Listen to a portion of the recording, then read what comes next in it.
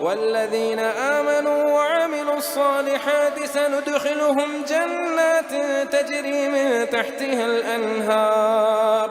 خالدين فيها أبدا وعد الله حقا ومن أصدق من الله قيلا ليس بأمانيكم ولا أماني أهل الكتاب من يعمل سوءا يجز به ولا يجد له من دون الله وليا ولا نصيرا ومن يعمل من الصالحات من ذكر أو أنثى وهو مؤمن فأولئك يدخلون الجنة ولا يظلمون نقيرا ومن أحسن دينا ممن أسلم وجهه لله وهو محسن واتبع ملة إبراهيم حنيفا واتخذ الله إبراهيم خليلا ولله ما في السماوات وما في الأرض وكان الله بكل شيء محيطا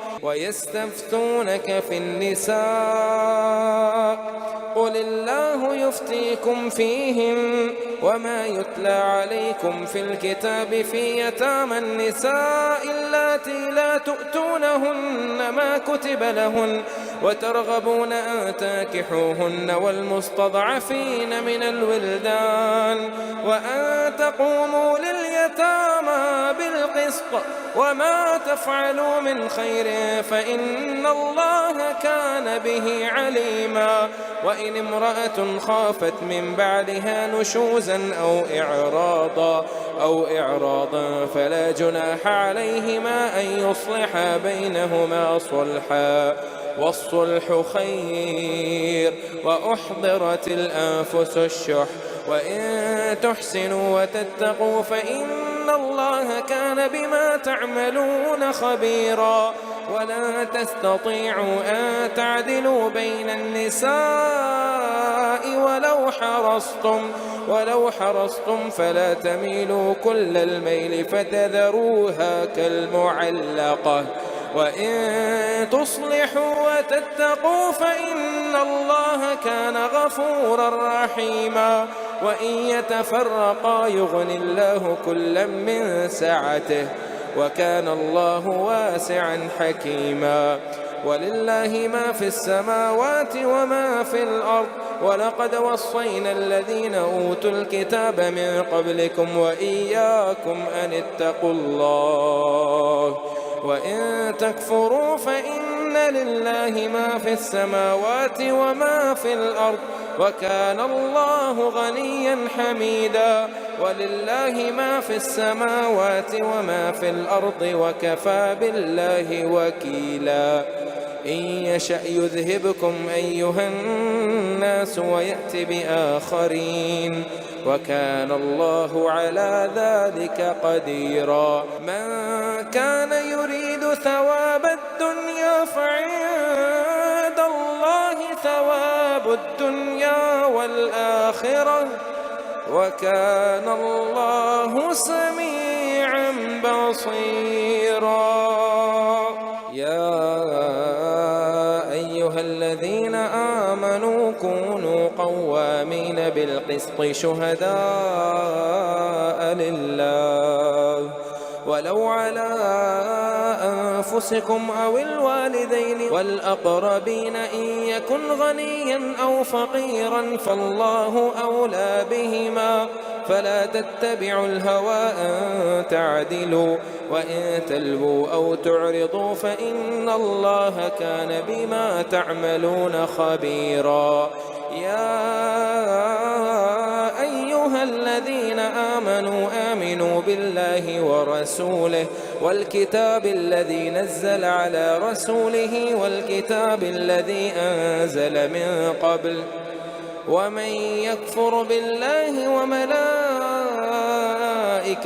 وكتبه ورسله واليوم الآخر فقد ضل ضلالا بعيدا إن الذين آمنوا ثم كفروا ثم آمنوا ثم كفروا ثم ازدادوا كفرا لم يكن الله ليغفر لهم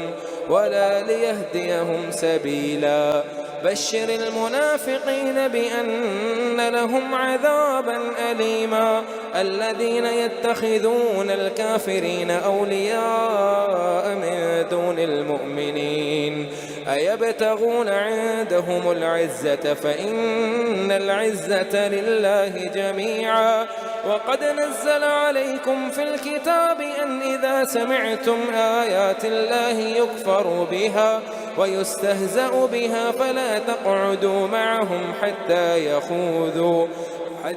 يخوضوا في حديث غيره إنكم إذا مثلهم إن الله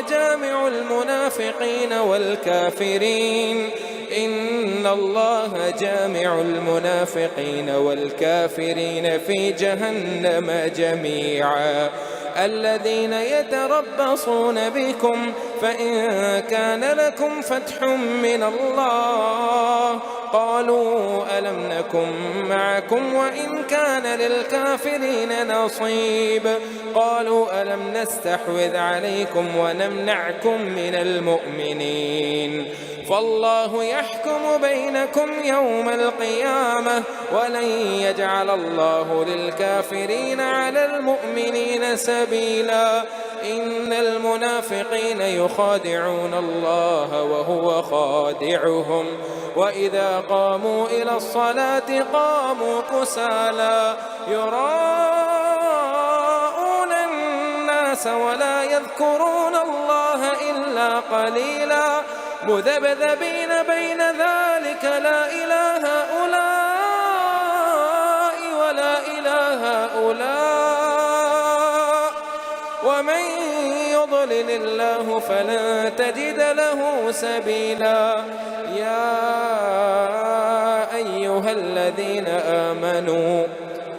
أيها الذين آمنوا لا تتخذوا الكافرين أولياء من دون المؤمنين أتريدون أن تجعلوا لله عليكم سلطانا مبينا.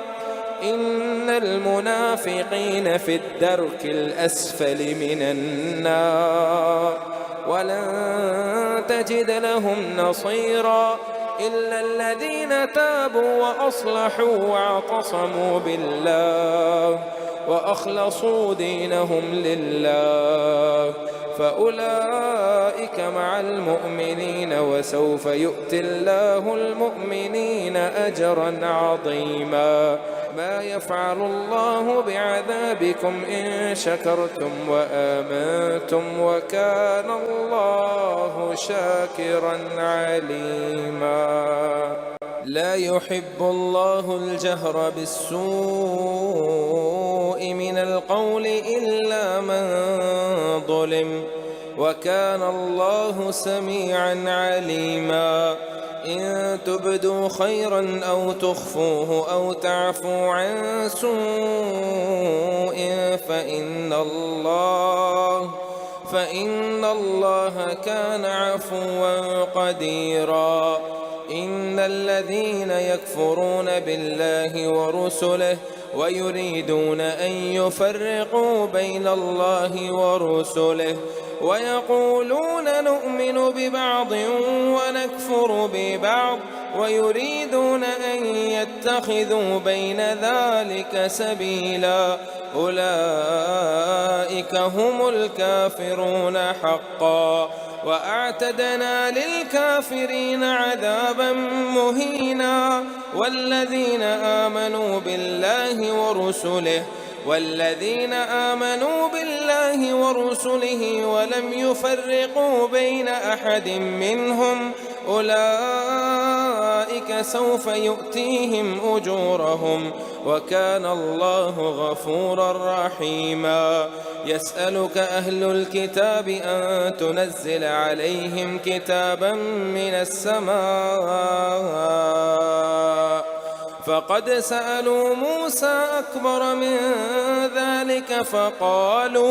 فقالوا أرنا الله جهرة فأخذتهم الصاعقة بظلمهم ثم اتخذوا العجل من بعد ما جاءتهم البينات فعفونا عن ذلك وآتينا موسى سلطانا مبينا ورفعنا فوقهم الطور بميثاقهم وقلنا لهم ادخلوا الباب سجدا وقلنا لهم لا تعدوا في السبت وأخذنا منهم ميثاقا غليظا فبما نقضهم ميثاقهم وكفرهم بآيات الله وقتلهم الأنبياء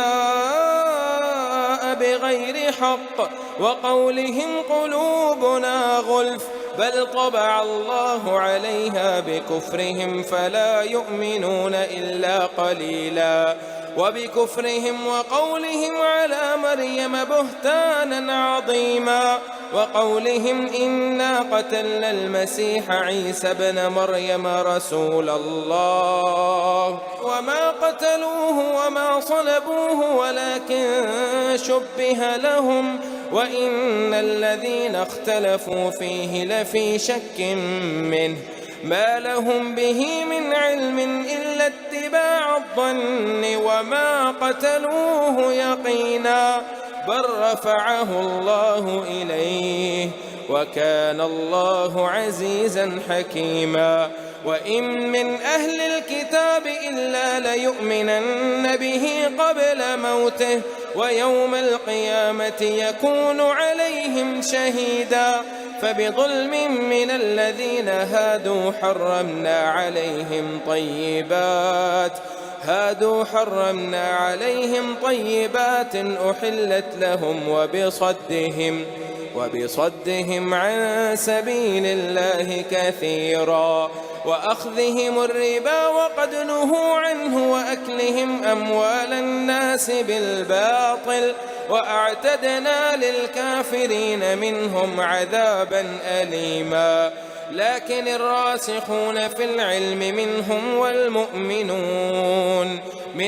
والمؤمنون يؤمنون بما أنزل إليك وما أنزل من قبلك والمقيمين الصلاة والمؤتون الزكاة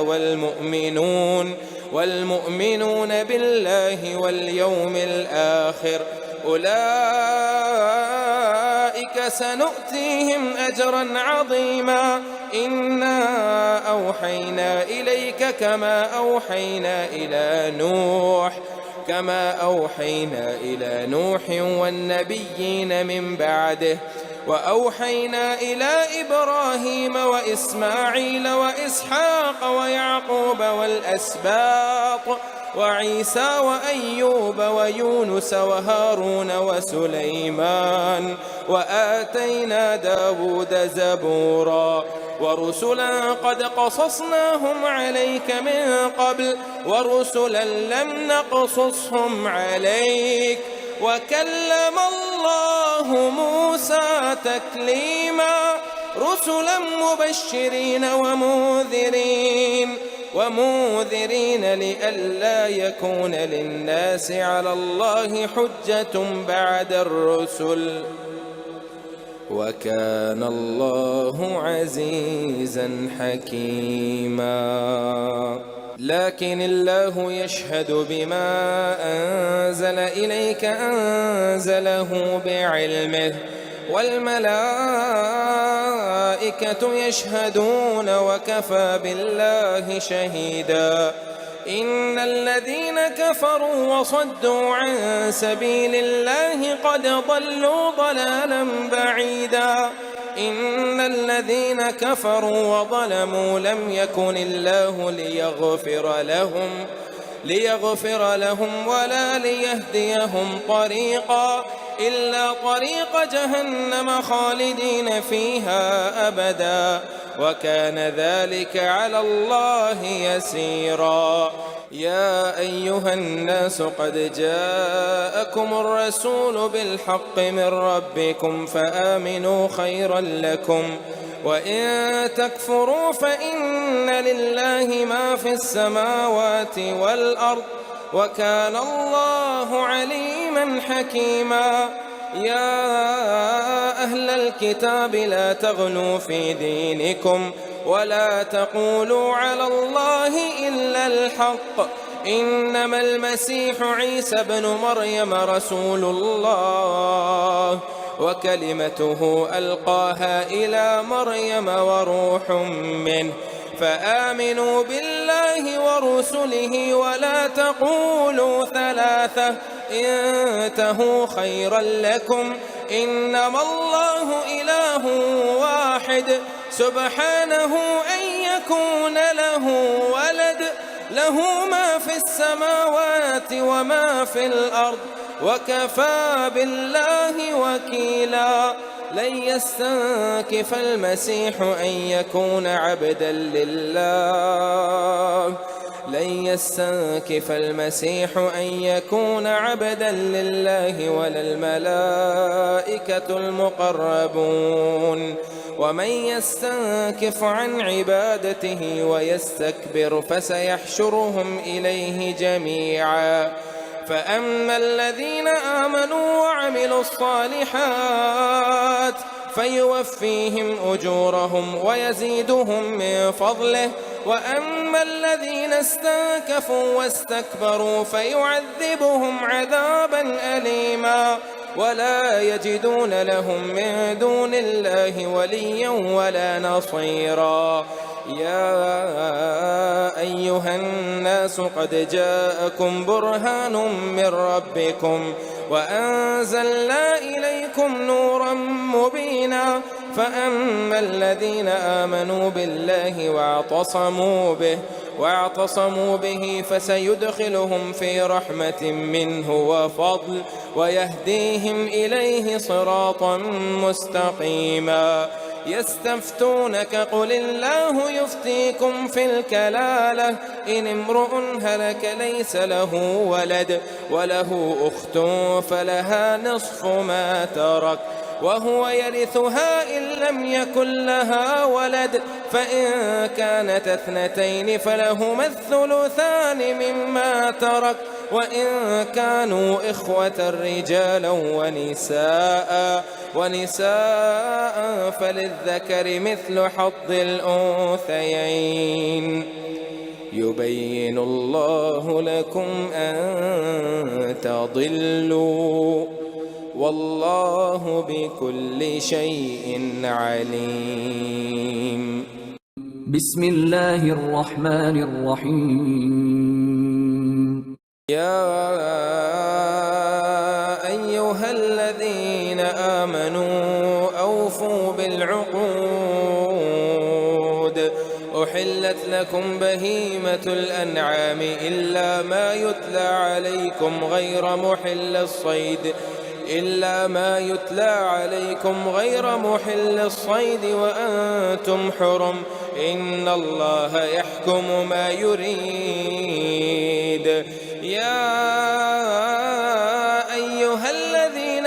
آمنوا لا تحلوا شعائر الله ولا الشهر الحرام ولا الهدي ولا القلائد ولا آمين البيت الحرام يبتغون فضلا من ربهم ورضوانا وإذا حللتم فاصطادوا ولا يجرمنكم شنآن قوم أن صدوكم عن المسجد الحرام أن تعتدوا وتعاونوا على البر والتقوى ولا تعاونوا على الإثم والعدوان واتقوا الله إن الله شديد العقاب. حرمت عليكم الميتة والدم ولحم الخنزير وما أهل لغير الله به والمنخنقة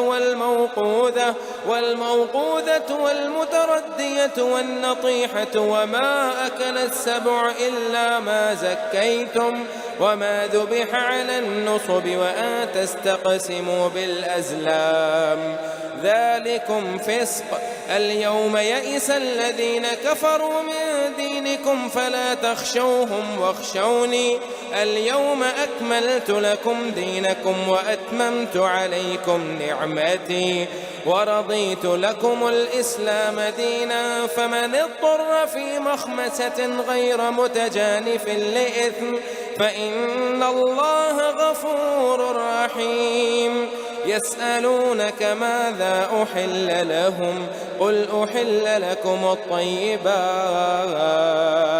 وما علمتم من الجوارح مكلبين تعلمونهن مما علمكم الله فكلوا مما أمسكن عليكم واذكروا اسم الله عليه واتقوا الله إن الله سريع الحساب. اليوم أحل لكم الطيبات وطعام الذين أوتوا الكتاب حل لكم وطعامكم حل لهم والمحصنات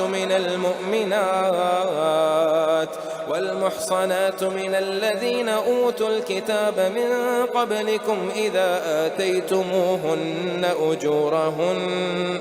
محصنين غير مسافحين ولا متخذي أخدان ومن يكفر بالإيمان فقد حبط عمله وهو في الآخرة من الخاسرين. يا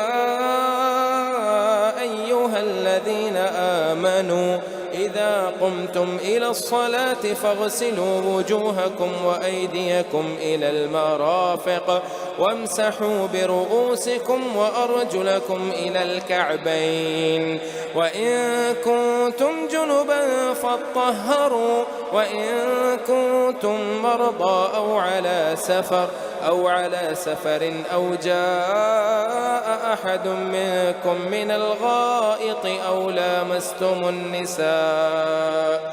فلم تجدوا ماء فتيمموا صعيدا طيبا فامسحوا بوجوهكم وأيديكم منه ما يريد الله ليجعل عليكم من حرج ولكن يريد ليطهركم وليتم نعمته عليكم لعلكم تشكرون. واذكروا نعمة الله عليكم وميثاقه الذي واثقكم به إذ قلتم سمعنا وأطعنا واتقوا الله إن الله عليم بذات الصدور. يا أيها الذين آمنوا كونوا قوامين لله شهداء بالقسط ولا يجرمنكم شنآن قوم على ألا تعدلوا اعدلوا هو أقرب للتقوى واتقوا الله إن الله خبير بما تعملون. وعد الله الذين آمنوا وعملوا الصالحات لهم مغفرة وأجر عظيم والذين كفروا وكذبوا بآياتنا أولئك أصحاب الجحيم. يا أيها الذين آمنوا اذكروا نعمة الله عليكم إذ هم قوم أن يبسطوا إليكم أيديهم فكف أيديهم عنكم واتقوا الله وعلى الله فليتوكل المؤمنون. ولقد أخذ الله ميثاق بني إسرائيل وبعثنا منهم 12 نقيبا وقال الله إني معكم لئن أقمتم الصلاة وآتيتم الزكاة وآمنتم برسلي وعزرتموهم وأقرضتم الله قرضا حسنا لأكفرن عنكم سيئاتكم ولأدخلنكم جنات تجري من تحتها الأنهار فمن كفر بعد ذلك منكم فقد ضل سواء السبيل فبما نقضهم ميثاقهم لعناهم وجعلنا قلوبهم قاسية يحرفون الكلم عن مواضعه ونسوا حظا مما ذكروا به ولا تزال تطلع على خائنة منهم إلا قليلا منهم فاعف عنهم واصفح إن الله يحب المحسنين.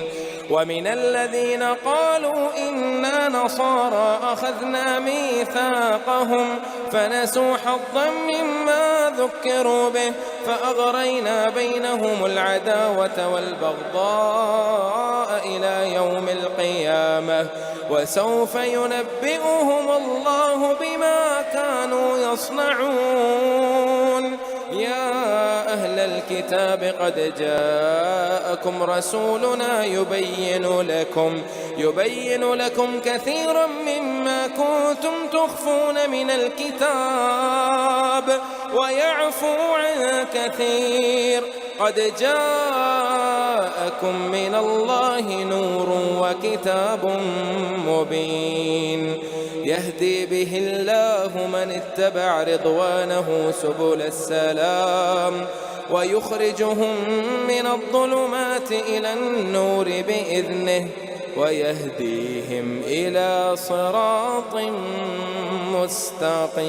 مستقيم. لقد كفر الذين قالوا إن الله هو المسيح ابن مريم قل فمن يملك من الله شيئا إن أراد أن يهلك المسيح ابن مريم وأمه ومن في الأرض جميعا ولله ملك السماوات والأرض وما بينهما يخلق ما يشاء والله على كل شيء قدير. وقالت اليهود والنصارى نحن أبناء الله وأحباؤه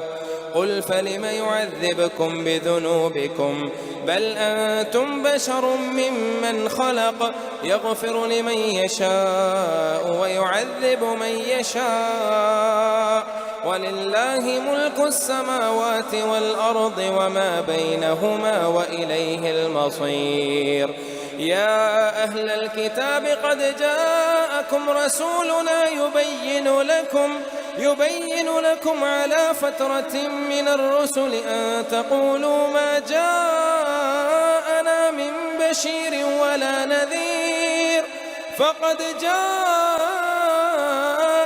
بشير ونذير والله على كل شيء قدير. وإذ قال موسى لقومه يا قوم اذكروا نعمة الله عليكم إذ جعل فيكم أنبياء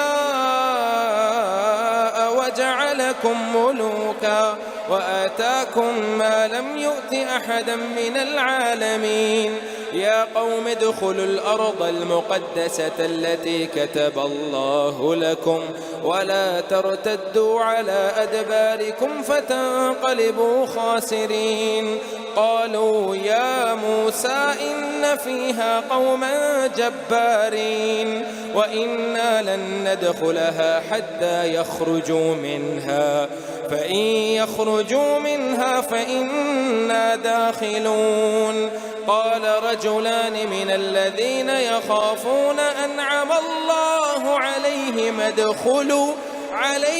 ادخلوا عليهم الباب فإذا دخلتموه فإنكم غالبون وعلى الله فتوكلوا إن كنتم مؤمنين. قالوا يا موسى إنا لن ندخلها أبدا ما داموا فيها فاذهب أنت وربك فقاتلا إنا هاهنا قاعدون. قال رب إني لا أملك إلا نفسي وأخي فافرق بيننا وبين القوم الفاسقين. قال فإنها محرمة عليهم 40 سنة يتيهون في الأرض فلا تأس على القوم الفاسقين. واتل عليهم نبأ ابني آدم بالحق إذ قربا قربانا فتقبل من أحدهما ولم يتقبل من الآخر قال لأقتلنك قال إنما يتقبل الله من المتقين. لئن بسطت إلي يدك لتقتلني ما أنا بباسط يدي إليك لأقتلك إني أخاف الله رب العالمين.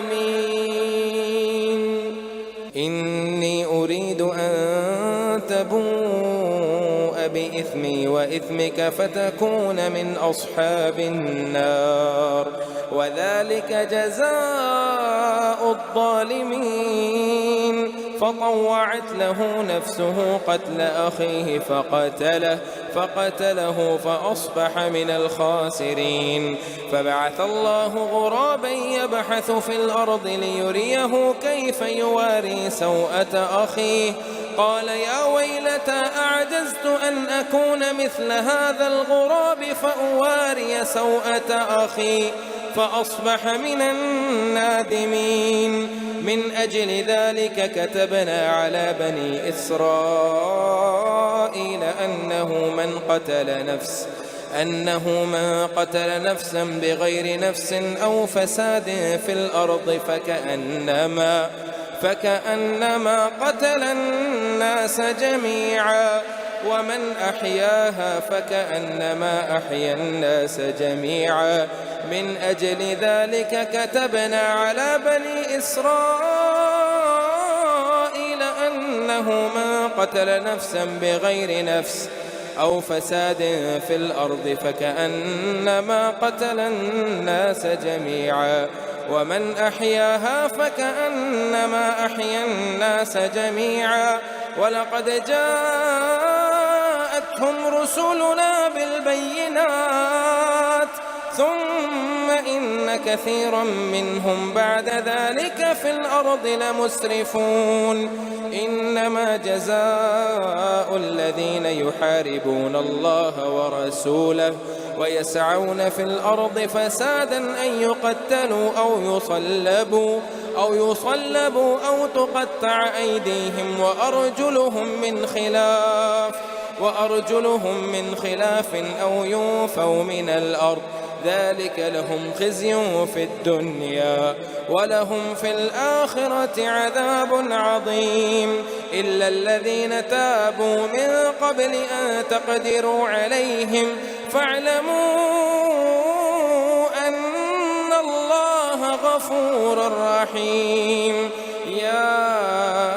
أيها الذين آمنوا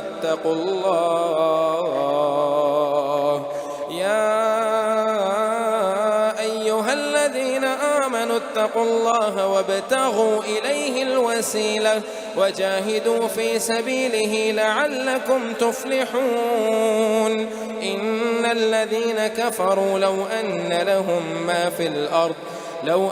لهم ما في الأرض جميعا ومثله معه ليفتدوا به من عذاب يوم القيامة ما تقبل منهم ولهم عذاب أليم. يريدون أن يخرجوا من النار وما هم بخارجين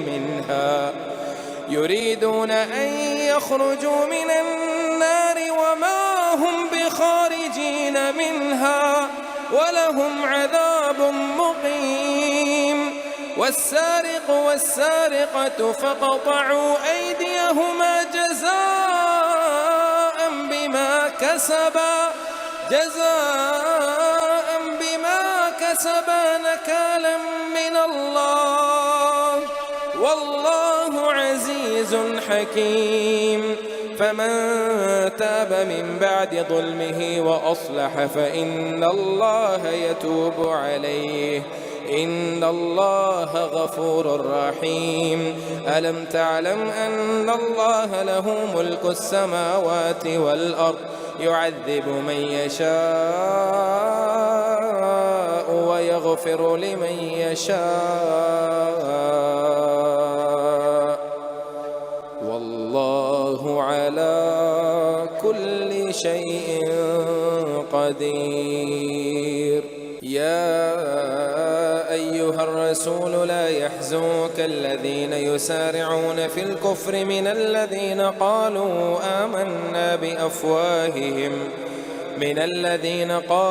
آمنا بأفواههم ولم تؤمن قلوبهم ومن الذين هادوا سماعون للكذب سماعون لقوم آخرين لم يأتوك يحرفون الكلم من بعد مواضعه يقولون إن أوتيتم هذا فخذوه وإن لم تؤتوه فاحذروا ومن يرد الله فتنته فلن تملك له من الله شيئا أولئك الذين لم يرد الله أن يطهر قلوبهم لهم في الدنيا خزي ولهم في الآخرة عذاب عظيم. سماعون للكذب أكالون للسحت فإن جاءوك فاحكم بينهم أو أعرض عنهم وإن تعرض عنهم فلن يضروك شيئا وإن حكمت فاحكم بينهم بالقسط إن الله يحب المقسطين. وكيف يحكمونك وعندهم التوراة فيها حكم الله ثم يتولون من بعد ذلك وما أولئك بالمؤمنين. إنا أنزلنا التوراة فيها هدى ونور يحكم بها النبيون الذين أسلموا للذين هادوا والربانيون والأحبار بما استحفظوا من كتاب الله وكانوا عليه شهداء فلا تخشوا الناس واخشوني ولا تشتروا بآياتي ثمنا قليلا ومن لم يحكم بما أنزل الله فأولئك هم الكافرون. وكتبنا عليهم فيها أن النفس بالنفس والعين بالعين والأنف بالأنف والأذن بالأذن والسن بالسن والجروح قصاص فمن تصدق به فهو كفارة له ومن لم يحكم بما أنزل الله فأولئك هم الظالمون. وقفينا على آثارهم بعيسى بن مريم مصدقا لما بين يديه من التوراة وآتيناه الإنجيل فيه هدى ونور ومصدقا لما بين يديه من التوراة وهدى وموعظة للمتقين. وليحكم أهل الإنجيل بما أنزل الله فيه ومن لم يحكم بما أنزل الله فأولئك هم الفاسقون. وأنزلنا إليك الكتاب بالحق مصدقا لما بين يديه من الكتاب ومهيمنا عليه فاحكم بينهم بما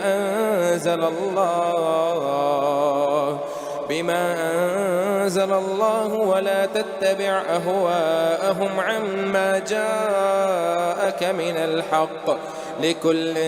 جعلنا منكم شرعة ومنهاجا ولو شاء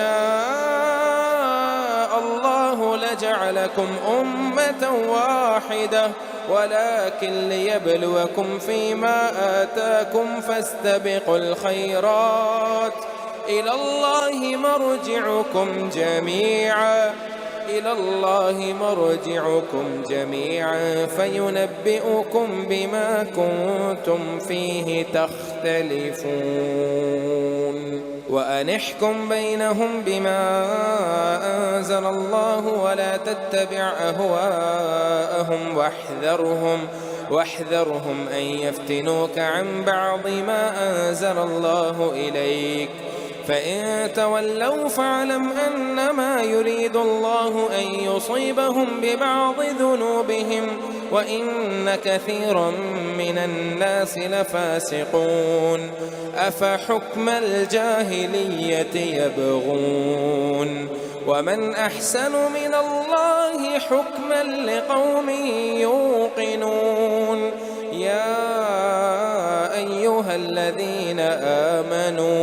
يا أيها الذين آمنوا لا تتخذوا اليهود والنصارى أولياء بعضهم أولياء بعض ومن يتولهم منكم فإنه منهم إن الله لا يهدي القوم الظالمين فترى الذين في قلوبهم مرض يسارعون فيهم يقولون نخشى أن تصيبنا دائرة فعسى الله أن يأتي بالفتح أو أمر من عنده فيصبحوا على ما أسروا في أنفسهم نادمين ويقول الذين آمنوا أهؤلاء الذين أقسموا بالله جهد أيمانهم إنهم لمعكم حبطت أعمالهم فأصبحوا خاسرين يا أيها الذين آمنوا من يرتد منكم عن دينه فسوف يأتي الله بقوم يحبهم ويحبونه أذلة على المؤمنين أعزة على الكافرين يجاهدون في سبيل الله ولا يخافون لومة لائم ذلك فضل الله يؤتيه من يشاء والله واسع عليم إنما وليكم الله ورسوله والذين آمنوا الذين يقيمون الصلاة ويؤتون الزكاة وهم راكعون ومن يتول الله ورسوله والذين آمنوا فإن حزب الله هم الغالبون